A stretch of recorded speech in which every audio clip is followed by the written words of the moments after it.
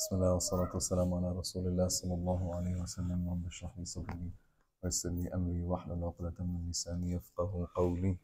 May Allah Azza wa Jal bless us in this gathering and increase us in akhlaq. Say Ameen. May Allah Azza wa Jal increase us in knowledge and beneficial knowledge. Enable us to implement that knowledge into our lives. Allahumma Ameen. Last week we talked about the beautiful verse خذ العفو وأمر بالعرف وأعرض عن الجاهلين. خذ العفو وأمر بالعرف وأعرض عن الجاهلين. Today is the part 2 of that verse. We're splitting this verse into 3 portions, and we are studying each portion by itself, and we're going to inshallah continue this series. So this beautiful verse, Ja'far as-Sadiq, who is a descendant of Abu Bakr, and he has seen some of the Sahaba. He did not see the Prophet Muhammad himself. He was one of the Tabi'een. He says comments about this verse, أكمل آية في حسن الخلق. This is the most complete verse in حسن الخلق, in good mannerisms or good character. This is a very beautiful verse, and we talked about the first part of the verse last week, which is خذ العفو. Take what is given freely. Take what is given freely. That leave off high expectations of the people, or too much expectation of the people, and be content with whatever the people give you that is of free, right? Whether that's letting them, giving you something or gifting you something or being nice to you. Take what is given freely, and do not remind people, we added on to that, do not remind people of the favors or the free things that you give, right? Because that by definition is not giving freely, right? If you have an intention behind it that I'm going to remind you, this is something that is known as al-man, and Allah Azza wa Jal forbids al-man, and the Prophet Muhammad tells us in the hadith, لا يدخل الجنة منان, that he who reminds people of their favors will not enter paradise. So this is a very grave sin, and we said, take what is given freely, do not expect much from people, and do not remind other peoples of that which you give them freely. Now, continuing on the verse, وَأْمُرْ بِالْعُرْفِ, right? وَأْمُرْ بِالْعُرْفِ. Enjoin in that which is good, right? Enjoin in that which is good, right? Urf. When we talk about urf, what is urf? Can anyone tell me? Yes, what is the common norm between people? There's one caveat to that. Because if we followed what is common to the people, right, and we only followed what is common to the people, then we would stray far away, right? What's good, but there's a condition. Yes, that it does not contradict the Quran and Sunnah. It does not contradict the Islamic principle or the Islamic Sharia, right? So urf is what is known of good by the people, and it does not contradict Islamic principle. That not everything in Islam, and this is something important to know, not everything in Islam is set to the T, right? Not everything is perfectly particular, explicit amount, right? Even Allah Azza wa Jal, He tells us in the Quran, وَلِلْمُطَلَّقَاتِ مَتَاعٌ بِالْمَعْرُوفِ حَقًّا عَلَى الْمُتَّقِينَ, right?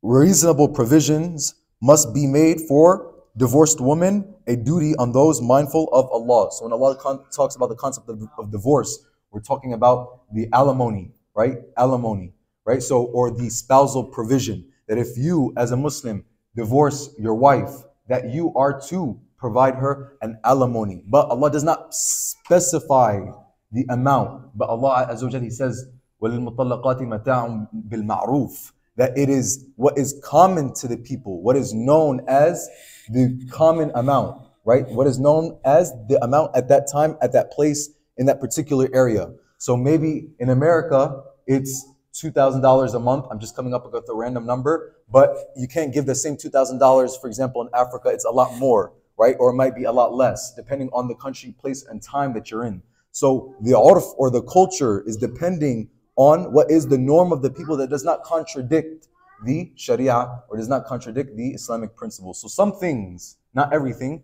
is left to what is the cultural standard or what is the norm standard. Not everything, but some things are left to culture or norm standards. We talk about, for example, good manners, but even that has things that mukhalif al-Sharia, or what is contradicting to Islam, and we'll talk a little bit about that later. But Allah tells us, enjoin in that which is good, right? Enjoin in that which is good. And that is talking the general talk about all that is good. So we're talking about, for example, when we say good manners, right? Good manners can be different too, depending on the culture. So when you're talking about, for example, if you go to the Middle East, it's common, even if the door is open, that you knock on the door. The door might be already open, but it's a common good practical practice of manners that you knock on the door. Even if the door is open, you still knock. When you walk in, you knock. But in other cultures, when you walk in the door, you have to bow. You bow to the people who are in the room, right? This is an example of what's haram and what's halal, right? What is permissible in joining in that which is good and that which is not. So if you are in that culture, for example, enjoin in that which is good of good manners, you knock, right? But if it's something that contradicts the Sharia, such as bowing to the people, this is prohibited, right? It is not part of wa'mur bil urf, enjoining that which is good. So other acts of good is, of course, being dutiful to the parents, right? Being dutiful having mercy for the little ones, having mercy on the orphans, respecting the elders, right? All of these are parts of al-ma'ruf, or for example, connecting the ties, right? And this is what I want to focus or gear the halaqa tonight when we talk about connecting ties, right? So when Allah Azza wa Jalla is telling us wa'mur bil urfi, right? Join that which is good. There's no condition to that statement, of course, besides the initial meaning of urf, which is what is norm to the people that does not contradict the Sharia. Other than that, there's no condition to that. That means that you do good or you enjoy in good no matter how the people treat you, right? No matter how the people treat you. That you do good things for the people regardless of how they treat you. And a beautiful hadith that goes with this is what the Prophet Muhammad narrated by Abu Hurairah radiallahu anhu, in which he says, أن رجلا قال يا رسول الله إن لي قرابة أصلهم ويقطعوني وأحسن إليهم ويسيئون إلي وأحلم عنهم ويجهلون علي فقال النبي صلى الله عليه وسلم لإن كان كما تقول لكأنما تسفهم المل ولا يزال معك من الله ظهير ما دمت على ذلك. A man said, O Messenger of Allah, I have relatives with whom I maintain ties, but they cut me off. I treat them well, but they treat me badly. I am patient with them, but they act ignorant towards me. Right? So you imagine the scenario, right? And some of this is even common within our own family lives, right? With the people that we maintain ties of kinship with, or we try at least, right? They either don't answer the call, they curse you out, they say mean things to you, they say rude things to you, they try to cut you off, right? All these different things. They block you on Facebook, whatever it may be. So the Prophet Muhammad, he says, if it is as you say, it is as if you are feeding them hot ashes. And you will continue to have a supporter from Allah as long as you remain in that state. Meaning what? Persistency, right? Consistency. Continue in joining that which is good. Continue in trying to connect the ties. Even if they're treating you bad, even if they try to cut off the ties, even if they treat you ignorantly, right? All these different types, Allah Azza wa Jalla is still telling us, وَأْمُرْ بِالْعُرْفِ, right? وَأْمُرْ بِالْعُرْفِ. Another hadith, beautiful. عن عبد الله بن عمرو رضي الله عنهما عن النبي صلى الله عليه وسلم قال ليس الواصل بالمكافئ ولكن الواصل الذي إذا قطعت رحمه وصلها أو كما قال رسول الله صلى الله عليه وسلم. This is a hadith in Sahih Bukhari in which the Prophet Muhammad صلى الله عليه وسلم, he's saying, the one who maintains ties of kinship is not the one who recompenses the good done to him by his relatives. Rather, he is the one who keeps good relations with those relatives who severs the bond of kinship with him. Right? So it's not the condition, right? The Prophet ﷺ is saying, لَيْسَ الْوَاصِلُ بِالْمُكَافِئِ, that it is not maintaining ties of kinship by doing good what is done good to you. Right? Someone says hi, you say hi back. Someone maintains ties of kinship with you, you maintain ties of kinship back. Right? To asl al-rahim is to check up on your relatives, but to perfect this state is that when you are in the condition or when you are in the state that the relative is trying to sever the bond with you, that you are still trying to connect that bond. That is the perfection of silat al-rahim. This is the perfection of silat al-rahim, and this is the perfection of husnul khuluq, right? That no matter what it's done to you, right? Even if you are being treated badly, that you still repay kindness with kindness. Or if they are doing wrong with you, you still repay with or respond to them with goodness or kindness. So to conclude,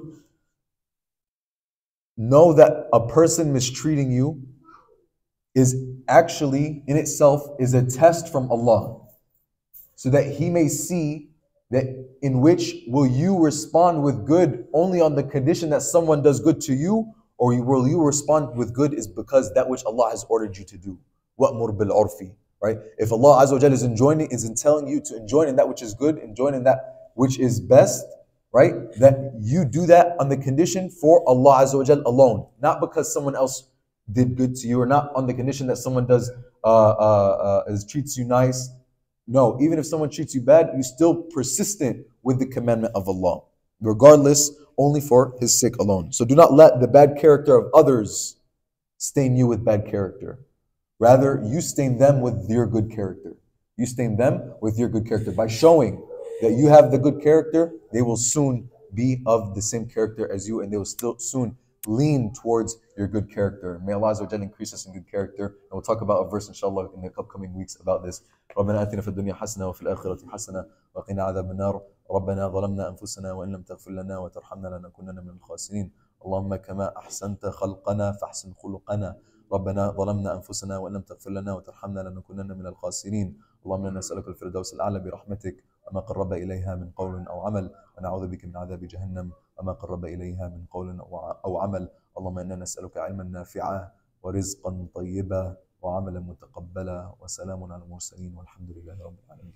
سبحانك اللهم وبحمدك أشهد أن لا إله إلا أنت أستغفرك وأتوب إليك. Anything that I've said is correct, it's from Allah and Allah alone, and anything that I've said is incorrect, it's from myself and from shaitan. I ask Allah's forgiveness for me and for all of you. Wassalamu alaikum wa rahmatullahi wa barakatuh.